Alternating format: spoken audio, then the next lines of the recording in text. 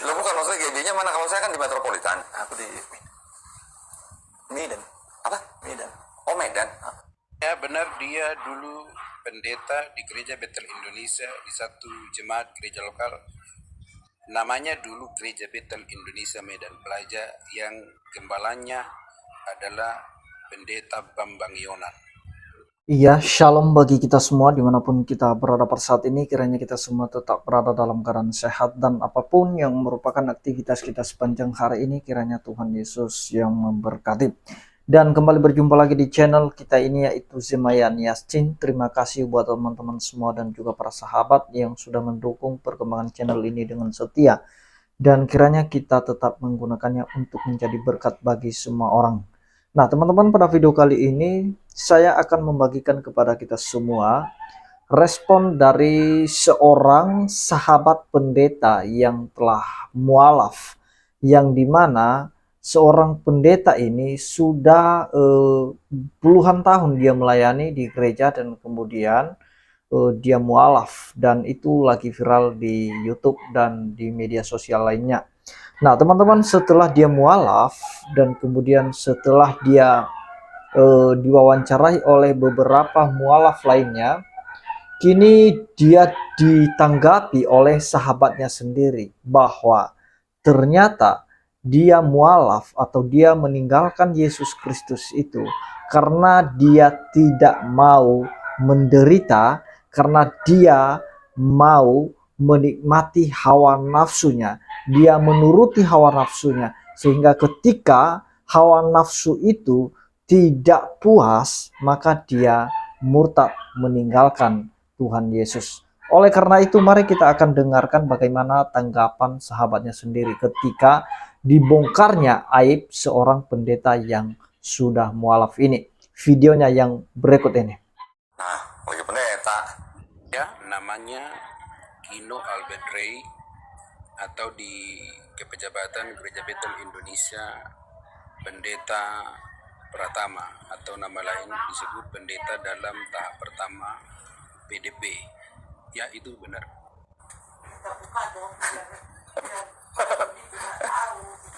Ya, saya akan terbuka dan saya akan buka keseluruhan rahasia Albert Ray. Ya, tapi secara bertahap ya. Oke, yang paling bagus mungkin mengenai keterbukaan ini adalah moralitas kependetaannya. Walaupun tidak bisa dihilangkan juga kejahatan-kejahatan yang dilakukan oleh oknum atau satu gereja lokal. Ada kaitannya lah, nanti dalam bagian tertentu saya jelaskan. Tapi berhubungan dengan kawanku ini, sahabatku ini, saya mau buka-buka. Apakah saya pantas atau cocok atau adil buka-bukaan? Iya, karena tidak ada orang yang lebih memperhatikan Pak Ray ini dibandingkan saya. Bukan saya mau memuji-muji diri, bukan, nanti saya akan buka apa saja yang sudah saya lakukan untuk menolong kawan ini, membantu dia untuk berubah, membawa dia ke jalan yang benar. Ya, bukan sekali, bukan 2 kali, bukan 3, 4, 5, 6, 7, 8, 9 kali, bukan setahun, bukan 2 tahun, bukan 3 tahun. Ya, saya kenal dia itu lebih dari 15 tahun. Saya terus-menerus mendengar perilaku yang memuakkan dari istrinya dan ketiga anaknya tentang perilakunya. Nanti saya akan jelaskannya. Gereja mana dulu, Pak? Ya GB. Lo bukan, maksudnya GB-nya mana? Kalau saya kan di Metropolitan. Aku di Medan. Apa? Medan. Oh, Medan. Ya benar, dia dulu pendeta di Gereja Betel Indonesia di satu jemaat gereja lokal. Namanya dulu Gereja Betel Indonesia Medan Pelaja, yang gembalanya adalah pendeta Bambang Yonan. Rayon dari atau keluarga besar Gereja Betel Indonesia yang dipimpin oleh Niko Joto Raharjo. Oke, dia di sana pengerja, pendeta Pratama, tetapi juga dia menggembalakan di daerah Kabanjahe, dulu di satu tempat yang jemaatnya rata-rata orang Karo. Oke, jadi jelas ya, itu benar. Namun rahasia-rahasia keseluruhannya belum kita buka ya. Di kota Medan? Iya. Oh, berapa tahun Pak melayani? Oh, lama ya, 10 tahun ya? Udah kan Masya Allah. Dia melayani bukan cuma 10 tahun. Ya, masa 10 tahun? Dia dulu di Siantar, dia di Medan, dia ditempatkan di daerah Aceh, dia juga di Kabanjahe. Di tempatku aja di Jakarta, perbatasan Jakarta Tangerang, dia lama melayani. Dia beberapa kali saya kasih ya khotbah yang ringan-ringan lah, berhubung beliau kecerdasannya di bawah rata-rata. Jadi dia itu lebih dari 10 tahun melayani, ya bahkan di Tangerang dia melayani di tempatku. Tapi karena dia tidak dapat duit seperti yang dia inginkan, dia melompat. Lalu dia ke salah satu gereja lokal melayani di Jakarta beberapa tahun. Full timer dia di sana. Ya, jadi bukan cuma 10 tahun. Datanya tidak benar. Oke, di tempatku aja tahun 2019 ketika aku memulai pelayanan satu gereja lokal. Sebelum itu kami selalu berdoa bersama, saya, dia, dan salah satu namanya Pak Idus. Ya, tapi karena dia lihat bahwa jalan yang kupilih itu penderitaan, dia meninggalkan aku. Walaupun kita udah sepakat sama-sama melayani, tapi karena mata duit, seperti kebanyakan pendeta juga ya, mata duitan. Ya, Nah ketemu ini kok bisa balik. Ini apa ini? Enggak, kamu muslim, masalahnya adalah selangkangan, mata jinah. Ingat ya, Pak Gino, Pak Albert Ray, saya masih ingat jelas. Kamu minta uang ke saya. Kamu nggak ada uang, kamu ingin pergi reunian dengan teman sekolah. Itu loh alasanmu minta uang. Saya kasih. Ingat ya, Pak Gino. Bukan sekali, 2 kali, 10 kali kamu minta uang. Selalu saya kasih supaya kamu tidak menderita, supaya kamu terbantu. Walau saya melakukannya dalam kesukaran keuangan, tapi karena aku mengasihi keteladanan, selalu saya tunjukkan kepada. Tapi bayangkan, kamu minta uang, pergi kamu reunian, tapi justru kamu di sana menunjukkan mata jinah dan kamu terikat hatinya oleh karena perempuan. Jadi masalahmu itu adalah kamu tidak dapat menahan mata jinahmu dan kamu ingin memuas selangkangan. Itu masalah. Saya bersaksi selama bersamamu, misalnya kalau kita di mobil, selama bersamamu, misalnya kalau kita di mobil, kamu kalau lihat wanita cantik itu matamu dan mulutmu cerita itu menunjukkan bahwa kamu belum bersih dari perzinahan. Tetapi itu saya tahan, saya berdoa kiranya Tuhan menolongmu, menyelamatkanmu. Saya diam. Ya. Jadi masalahmu itu adalah karena kamu ingin memuaskan hasrat seksmu. Kan kamu ribut terus dengan istrimu karena kamu tidak bisa menafkahi istrimu dan ketiga anakmu. Kamu diberi kesempatan terus-menerus dan kamu tidak mau bertobat. Berantem ribut terus, dan daripada kamu seperti seorang gelandangan, ada kesempatan kan, yang seperti kau ceritakan, kau telepon kepada saya, kamu nyaman di tempatnya dia walaupun kau berpura-pura, ya kan? Coba tanya itu wanita yang di belakangmu, kan dia yang ngomong, ditakutkan kamu itu mempermainkan agama, kan dia ngomong begitu. Seperti yang kau bilang pada saya Pak masih tetap baca Alkitab, saya masih tetap percaya itu sama Tuhan Yesus. Jadi kamu ada modus, tapi karena kamu mau di blow up dan kamu bersyahadat direkam untuk propaganda di depan banyak orang, aku habis kesabaran. Aku habis kesabaran melihat kejahatanmu yang luar biasa.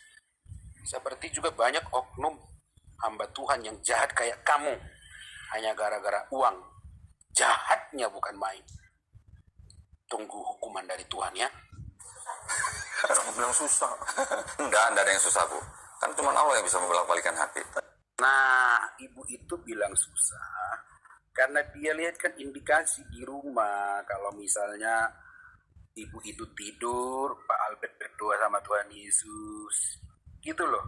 Jadi dia itu modus cuma cari duit doang, tapi dia pikir doanya sampai ke Tuhan.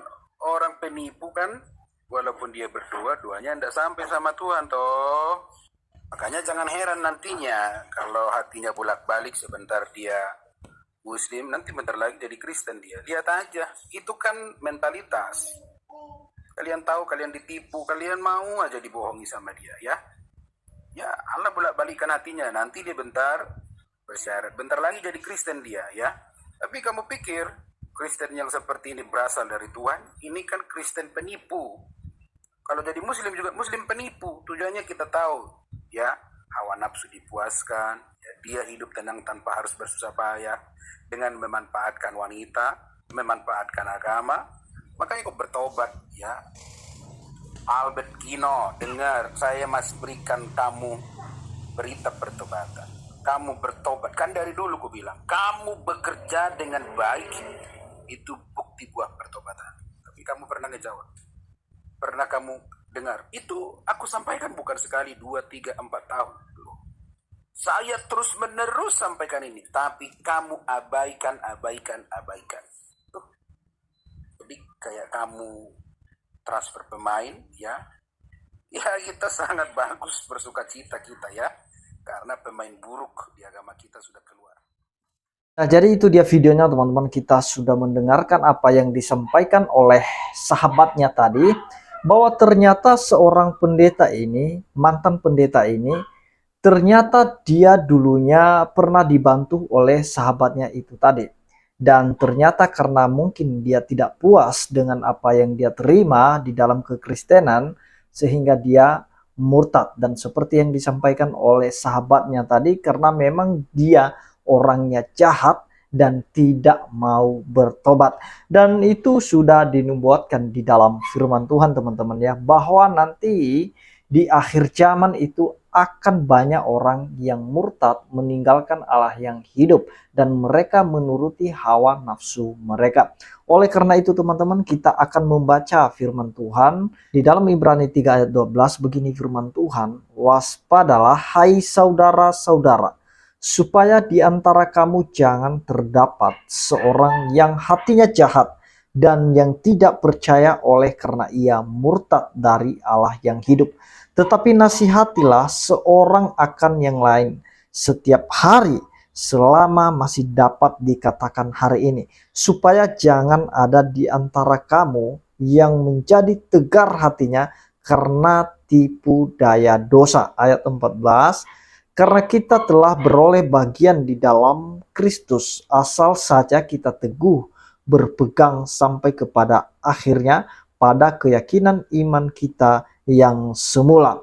Nah, jadi teman-teman, itu yang dikatakan oleh firman Tuhan, ya, bahwa memang kita harus waspada akhir-akhir ini, karena pasti ada di antara kita yang akan melakukan kejahatan, yang hatinya jahat dan yang tidak percaya oleh karena ia sudah murtad dari Allah yang hidup. Nah, artinya firman Tuhan mengingatkan kita waspada.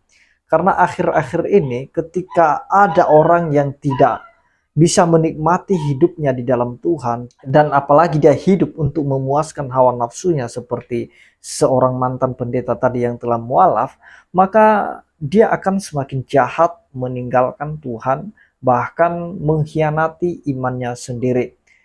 Jadi seperti apa yang disampaikan oleh sahabatnya tadi, bahwa memang dalam keluarganya saja dia tidak beres dan dia tidak bisa bekerja dengan bertanggung jawab. Jadi sudah jelas bagi kita orang Kristen itu ya tidak masalah. Siapapun dia yang mau keluar dari kekristenan, ya syukur, puji Tuhan. Daripada dia tetap di Kristen tetapi dengan kelakuannya, maka justru membuat nama kekristenan itu jelek, busuk di mata orang. Jadi kita syukur kepada Tuhan karena salah seorang yang hatinya jahat itu sudah keluar dari kekristenan. Dan kiranya kita yang masih setia mengikut Kristus, mari kita tetap pegang iman kita kepada Tuhan sampai pada kesudahannya. Karena firman Tuhan mengatakan bahwa barang siapa yang bertahan sampai pada kesudahannya, pasti dia akan diselamatkan. Demikian yang saya sampaikan, kiranya Tuhan Yesus memberkati kita semua. Shalom.